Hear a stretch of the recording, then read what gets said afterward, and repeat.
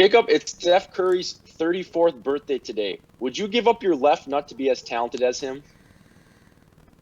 I'm going to say yes. I think I had to think about it for a very short period of time, but pretty easy answer, I think. I And still got adoption's righty. always an option. Yeah, yeah. Well, welcome, boys and girls, to the Lone Brother podcast, where today we talk about Tom Brady unretiring, NBA, where Coach Pop breaks the all-time wins record, and then, of course, March Madness, our preview and kind of just a look into March Madness.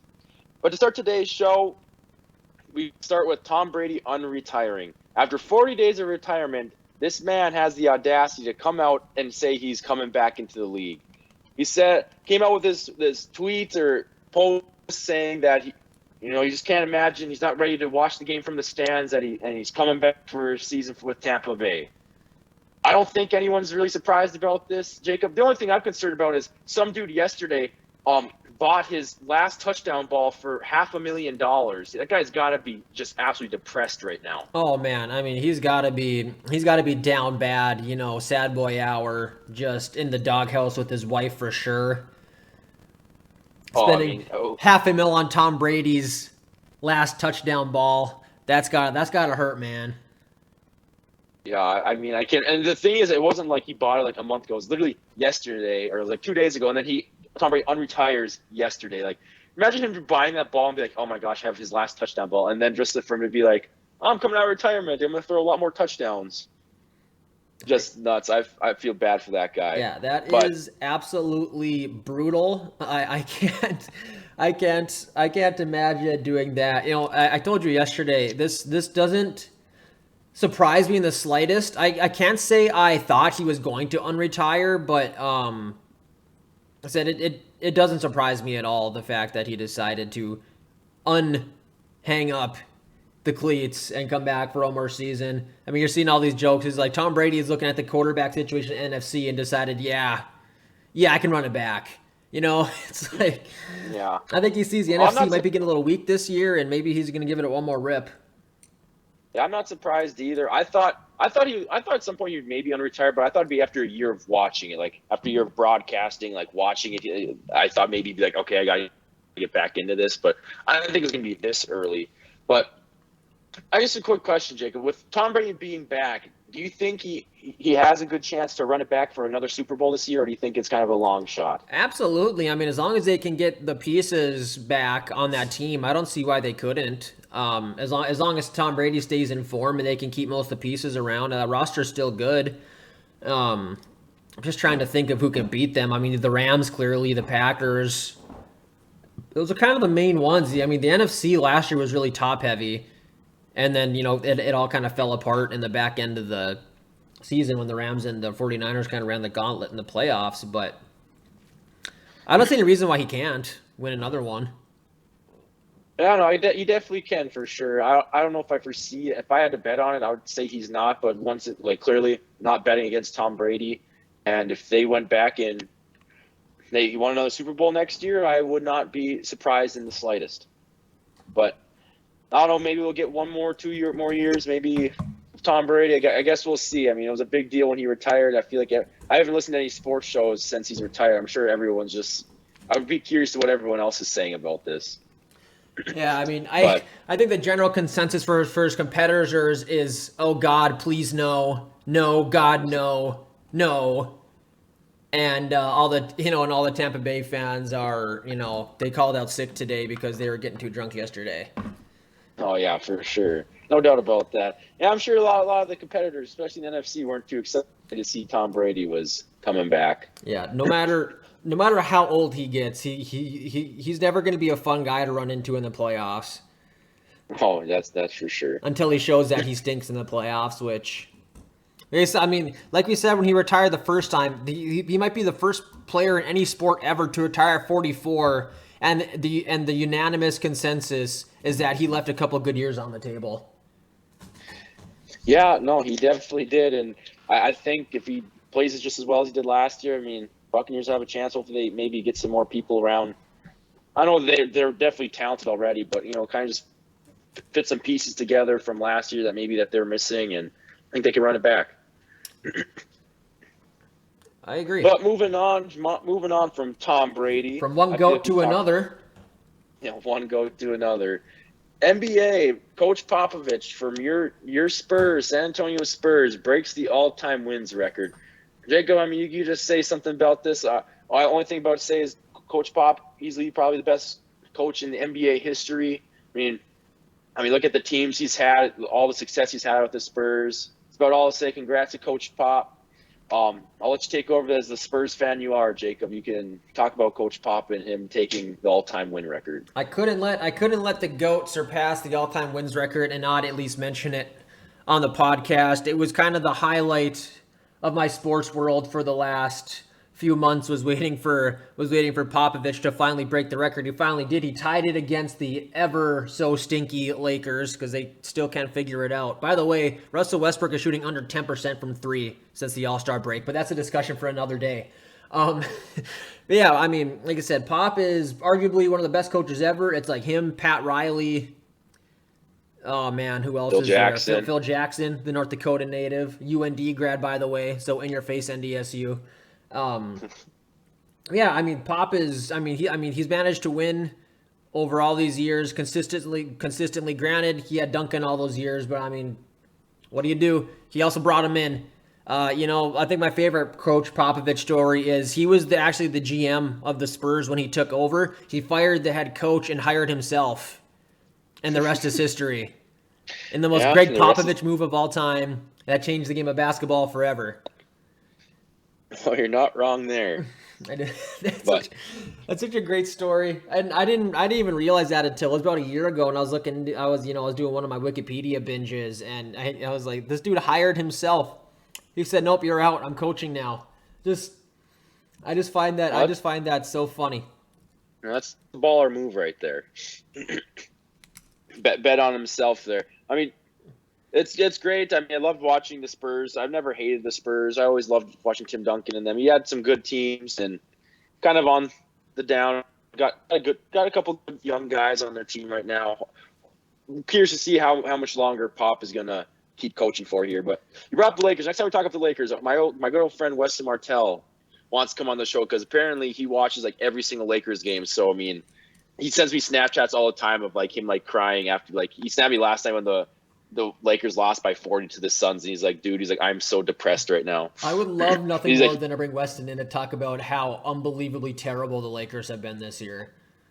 Oh, he can ramble on it for hours. We could just have him just talk the whole time, and he can discuss it. But next time we have a discussion about the Lakers, maybe when it comes closer to playoff times or something crazy happens with the Lakers, we would bring him in here. But anyways, yeah, like I said, Coach Pop, huge accomplishment. I love to hopefully he stays in the league a couple more years. He's getting old. He might retire after this year. I think he has max one more year left in him. Then they're going to move on. I was really hoping that Becky Hammond would stick around, but she went to the WNBA. So what do you do? Yeah, but I got nothing else to say about Coach Pop. Hope, like I said, I don't know if it'll be a long time till we see that record get broken, or at least maybe ever in our lifetime. Probably Steve Kerr, but I mean, he's still got plenty of seasons to go, and he has to sustain some success past Steph. So we'll see how that goes. But I think we can talk about the lower division level of basketball, which is the better level of basketball, by the way, for all you guys out there, and that's college. March Madness is upon us. It's about time. My favorite holiday of the year. The best 3 weeks of the year, man. I tell you what. 4 weeks if you include conference championship week last week. Oh, it's my favorite time of the year, especially just growing up. Like I said, this is the first week. I mean, this is the weekend of the State B, which I'll be at this weekend working too. But it's the first weekend of the State B, and then also the first week of March Madness. I remember always just sitting in the stands watching a high school basketball game, then also me and you both on our phones watching some college basketball game that was happening at the time of some upset that was happening. I'm so excited for this.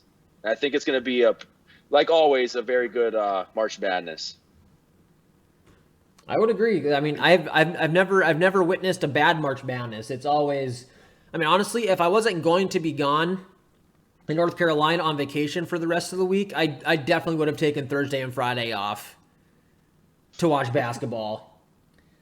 Yeah, it's gonna be tough for me. I'm hopefully keep my phone on me close and have the games up always. Or I don't know. They always got TVs in the hospitality rooms going on about these games too. But I guess diving in deep, Jacob. I mean, just kind of. I mean, we'll get into a little nitpicky stuff later in the episode here. But who's in your Final Four? Who do you think your Final Four? Your one bracket that you're saying this is one. This is the bracket. Who's in your Final Four? Yeah, and just to be clear to everyone out there, first things first, I only believe in filling out one bracket. If you fill out more, that means you're a coward and don't believe in yourself. Number two is that I haven't really done my deep dive, so I'm not 100% locked in on my Final Four, but I have Gonzaga and Arizona 100% for sure. Both of them I have making it to the Final Four. I don't have any second thoughts about that. My other two for the time being are Kentucky and Iowa. I think Iowa can get really hot. I think this team is much more likely to make it than last year's team, and last year's teams might be better. But they got a better player this year with Keegan Murray, and they're a little more balanced. I think they play better defense, and they're really hot right now. So I think Iowa can really make a run, especially if Bohannon can stay hot and Keegan Murray plays well. I've actually named my bracket the Keegan Murray fan club because I hope the Spurs draft him. So that's kind of my five. I'm up in the air. I might change Kentucky out for Baylor.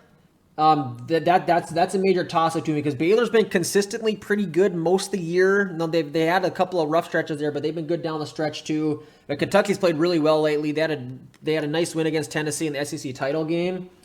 And I might pull Iowa out and throw in Auburn instead because I really like Auburn. I'm actually going to get to watch that Auburn game in Greenville on Friday, so I'm really excited for that to see my first March Madness game live. But yeah, for now, I'm running with Gonzaga, Kentucky, Arizona, and Iowa. Might pull Kentucky out, and there's a small chance I'll pull Iowa out, but I think I'm going to ride the Keegan Murray train all the way to the Final Four. Yeah, well, I've honestly we're pretty similar, honestly. I have Gonzaga in the Final Four. The one for sure that if I had to bet my money on one team being the Final Four, I love this team, like you said, is Iowa. I have Iowa in there. They're one of the best players in college basketball, and they are one of the hottest teams right now. They are hot. They won the Big Ten. I mean, I love this team, Iowa. My second one, which I have a hard time. Right now, this is my Final Four. I think it might change, though, is Gonzaga versus Kentucky, Villanova versus Iowa. And the one thing I have struggled with, Gonzaga and Iowa are locked. I'm not changing those ones. Those ones I could change. I could not decide because I have UCLA playing Kentucky in the Elite Eight. And I just think that's an absolute amazing matchup. If that does happen, I could be wrong and one get upset or whatnot, but I'm going to be torn until the tournament starts of who I want to win that game. And whoever I have win that game, I have them beating Gonzaga no matter what. And then also I have Illinois playing Villanova in the Elite Eight as well. And I'm kind of little torn on that one too, but I'm still riding Villanova, I think. I mean, they're just a very well-coached team. Like, honestly, the teams I think are just well-coached and they do things right is Villanova and then Virginia. I know Virginia's not in this year, but those are two teams that are just very well-coached and, like, they stick to a game plan. They slow you down. They want to play their game, and I think they do a great job doing it. And Villanova's had some good wins, and they've been up and down all year. But I think I'm going to roll with Villanova on that one. But I'm still torn between UCLA and Kentucky. And for sure, any bracket ever, I'm going to tell you too. This is my championship, and it won't change. It's Iowa versus it'll be Kentucky or UCLA. Whoever I pick, and Iowa's winning it all. Yeah, I have Arizona over Iowa and Gonzaga over Kentucky. So I got an Arizona Gonzaga title match with Arizona winning by 3. I kind of think Arizona's the best team in the country. Now, granted, the best team in the country rarely actually wins these things, just because it's tough to win 6 straight games down the stretch like this against good teams. But I kind of think they're the best team. And, back to your UCLA point, that's what makes me kind of high on UCLA. I do have UCLA losing to Baylor in the Sweet 16, so I don't have them going that deep. But UCLA... I watched UCLA and Arizona's first game, and UCLA just manhandled them. Granted, Arizona was missing their second best player in, Tubelis. But, I mean, they looked great. All their players played well. And Johnny Juzang only played well for a half. So, I mean, I think they can compete. So I definitely don't have any issues with you having UCLA making a run here. Like I said, I don't have them going deep just because I like Baylor, but yeah, I don't really have a problem with anything that you said in there. Yeah, I don't know.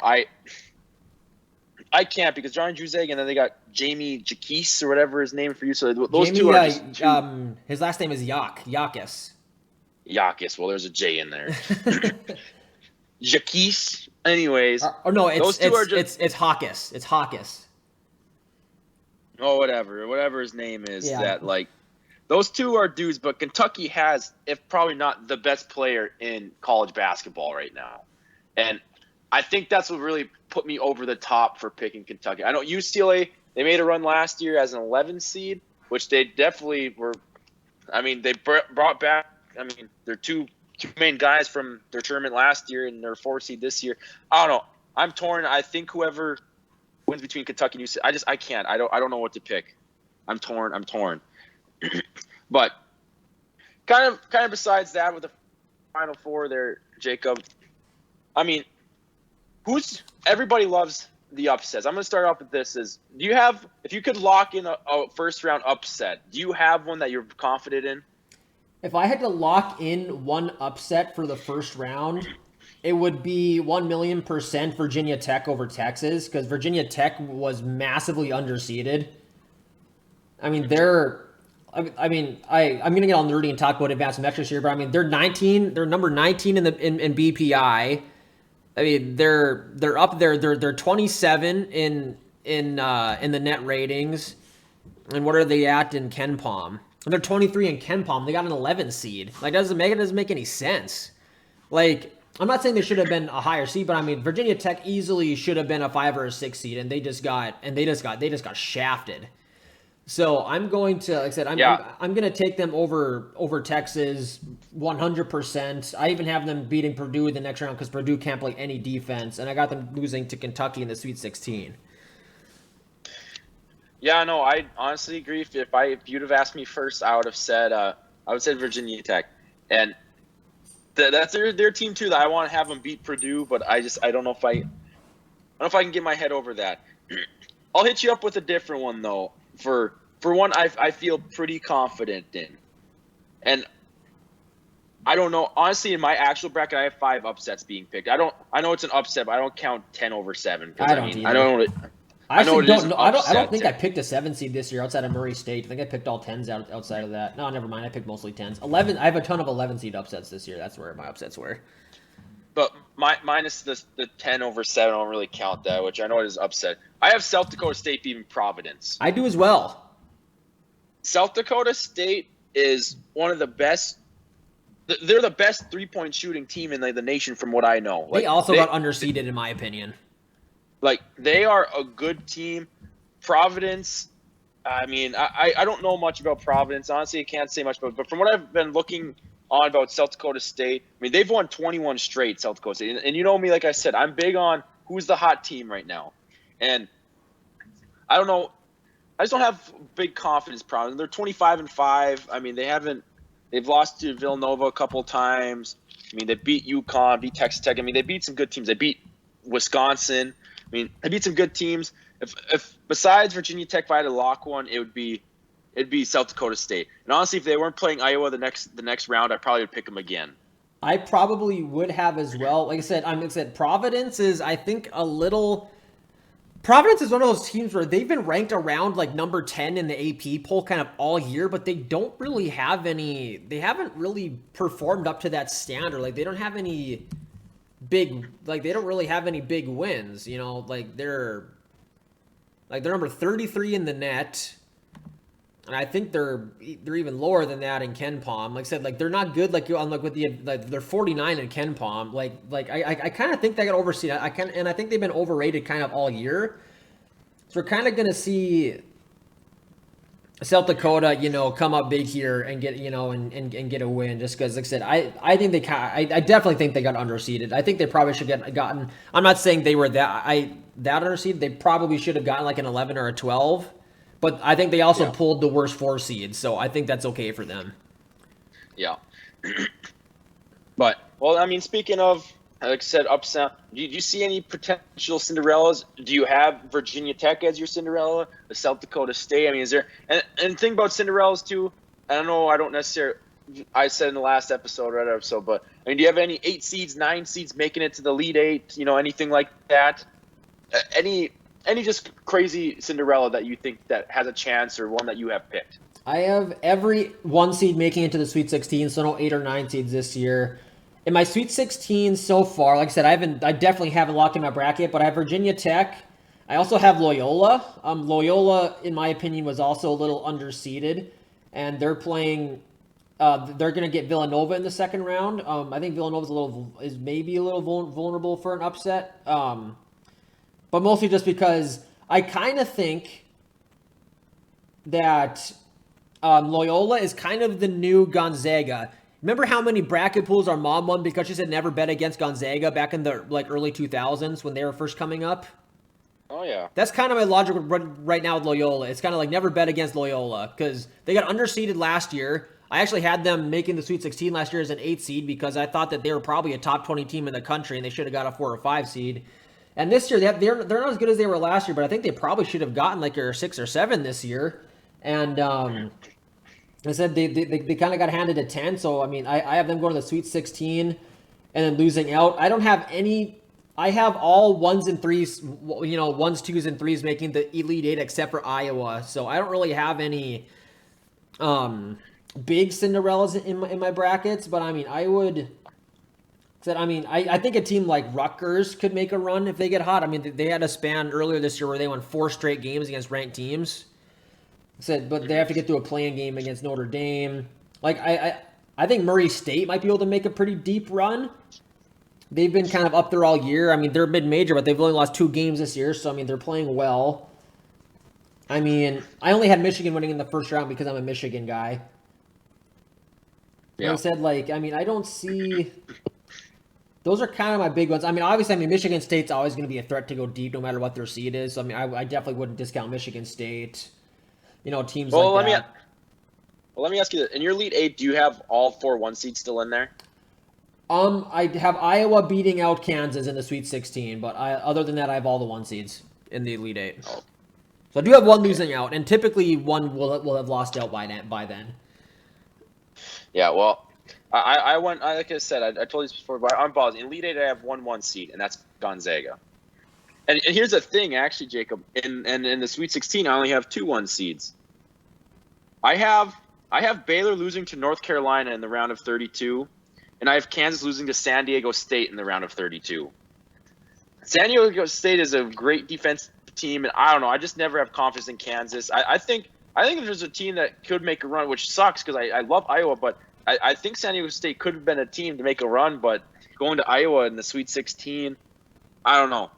And my thing is, to be honest, too, I know I'm a North Carolina fan, so I'm a little biased, but if North Carolina wasn't playing UCLA, if they're probably playing any other 4 or 5 seed in the Sweet 16, I would have had them in the Elite Eight. And then after they played Kentucky, I probably would have had them lose. But UCLA, I just think too good of a team. Like I said, I have 2 8 seeds in my Sweet 16. I don't really have – that's my highest seed in the Sweet 16. And I might change Purdue out for Virginia Tech. I don't know how I feel about that one yet. But – I don't know. I don't see – and, there's always going to be that one team, a 10 seed that's going to make it to the Elite Eight, or an 11 seed or 9 seed. That happens every single year. I mean, once in a blue moon, there won't be. But I know I was telling you this before the show, but there's only been 2 Final Fours ever that didn't feature a 1 seed in it. At least 1 seed. And most of them include 2. So, I mean, when you make a bracket, I feel like you have to put 1 in at least, if not 2. I'm not feeling it this year. Gonzaga's like the only 1 seed I truly feel absolutely confident in to be able to go that far. But as Cinderella stories, I don't really know. Honestly, I know they're a 6 seed, but I think Colorado State can make some noise. Like I said, if Colorado State wasn't playing Michigan, I'd have them winning probably 2 rounds. But I'm a Michigan guy, and I gotta have faith in my squad. Like I said, I haven't seen them yet this year, but I mean, like I said, they've played pretty well. They were ranked early, then they lost a couple games. Like I said, they don't have any big wins, which concerns me a little bit. But like I said, I mean, there's always a team that in any given year that doesn't have any big wins, and they manage to win a couple games. So, I mean, I'm not going to let that say that they absolutely won't. But a team I think that's seated lower but just because they'll run into Gonzaga in the second round, if they can get through Gonzaga, they can make a good run, and that's Memphis, maybe. Yeah, Memphis They have has one of the had a best lot of players hype in. the I mean, last they have one of couple the of best years. players in the country, or at least a Yeah, top, draft prospect. Like I said, I mean, and like their advanced rankings metrics are good. They're 33 in net, and I think they're top 35 in Ken Palm. They're 22 in BPI. So I mean, they're ranked a little lower than their metrics would have them put as. So I mean, they can definitely, but the problem is like I said, they'd have to get through Gonzaga, which I think is a real tough. Gonzaga's not going to lose to someone who's worse than they are, in my opinion. yeah. Well, and then like I said, this is gonna be very biased because I believe in my team too. I think UNC could make. They got some dudes on their team. They know they got slapped by Virginia Tech. But Virginia Tech beat Duke too. Virginia Tech's hot. They ran that ACC tournament right there. North Carolina I think is a team that can make a run. I And mean, North Carolina, in the back end of they, the regular season, was playing very well, except they just ran into a really hot Virginia Tech team. I mean, they caught. I mean, they have like 5 dudes on their team that can. I mean, when they played Duke, they had 4 guys that had 20 points. Yeah, I mean, Manic the lumberjack is a baller. That guy can oh my shoot. god. Yeah, so I mean, the things if UNC can stay hot offensively, I think they can make a run. I hope they make a run, but I don't know. And this is a year in college basketball we saw 1 seeds and high seeds. We talked about the one day where the top 6 teams all lost. So I mean, to say confident in Gonzaga, confident in Baylor or Arizona, I feel like it's tough to say. I mean, it's March Madness, but I feel like this is like one year that like you can't say like there's this one team that's just really freaking good that you're like they're for sure going to make it to the Final Four. Granted, it's never for sure, but there's always those teams going into March Madness that there's always a couple of them you're like, okay, these are the teams that are going to win. I feel like this year there's not. I mean, you can say Gonzaga and these teams, but I feel like there's not like an overall consensus. Like say when Duke had Zion in them, everyone's just like Duke's winning it all, like no question about it. Like I don't think there's a team this year that people are like, this is the team for sure that is going to win. You know? Yeah, like last year it was Gonzaga and Baylor. Like they were the 2 best teams, hands down. Oh yeah. I mean, this year Gonzaga is definitely the odds-on favorite for sure. Like I said, I don't have as much confidence in them as I did last year. I think they looked better last year, personally. Like I think last year's team would probably beat this year's team. Like I said, I mean, they just ran into Baylor, and honestly, I just kind of think they're outmatched athletically against Baylor last year. Yeah, no, that's what I'm saying. I feel like like I said last year, everyone's like Gonzaga. I mean, yeah, I know on paper and everyone said Gonzaga is the favorite. They are the favorite, but I just feel like there's not everyone saying like it's gonna be Gonzaga. It's gonna be Gonzaga. Like I'd say the people that don't believe in upsets, like I should say the people that every single year they have the 4-1 seeds playing in the Final Four. It's those type of people that I'm talking about. Like I feel like those type of people aren't saying like for sure it's Gonzaga or for sure like it's been a crazy year of college basketball, and I think it's going to be a pretty good tournament. It'd be interesting to see who gets upset right away. Hopefully, I know this is my year. It always happens. It happened last year too. I can't remember a year or two ago. I mean, I always have the team that I pick. I never pick usually the favorite unless it's UNC. If they're a top team, I always pick them. But it's going to be the year that Iowa's going to be 5 seed that gets upset in the first round. I'm going to have them freaking winning the damn thing, and my whole bracket's just going to be gone. Listen, man, I don't want to hear about that because I have Virginia winning it all the year they lost to UMBC. That's tough. And believe it or not, dude, the rest of my brackets were really good. I almost won a couple of the pools I was in that year when the team I had winning it all lost in the first round. So I probably would have won a ton of money that year and of some pools, but UMBC just screwed me. And hey, the next year I ran it back with Virginia and they won me $500. So sometimes you just got to have confidence in your squad. $500. Was that my was your bracket pool? I put Yep. together? Oh yeah. Kyle Guy's my hero. Always will be. Yeah, you just wish you could have been at that Final Four like I was. And I just love Tony Bennett. Tony Bennett's probably my favorite coach, just because I like the way they play. You and I disagree heavily on that, but I love the pack line, and I love just grinding it out. So I love watching Virginia play. I love Tony Bennett, so I'm always gonna ride with Virginia if I can. It works for Virginia. I'm not crapping on how they run it. I just don't. It's not the style of offense I like to run. If I had the option, and like I said, it works for Virginia. Won them a championship, which I unfortunately got to watch them win. I don't hate Virginia. I guess I just that was a good Final Four to go to. Honestly, I hate Duke, but it'd been cool to see Zion and R.J. Barrett playing in the Final Four there. Yeah, that would. And that's March Madness. And do you remember that year in the round of 32? They almost lost to Taco Fall and UCF. And they should have lost. Yeah. That might have been the most talented team outside of John Wall and Anthony Davis in 2000. Oh yeah. What was that? 2009 or 10 Kentucky. Yeah. Somewhere in there. That was definitely one of the more. What we say? They had the top 3 recruits that year. Yep. It was Zion, Cam Reddish, yeah, because Cam Johnson played for UNC. Reddish and then RJ Barrett.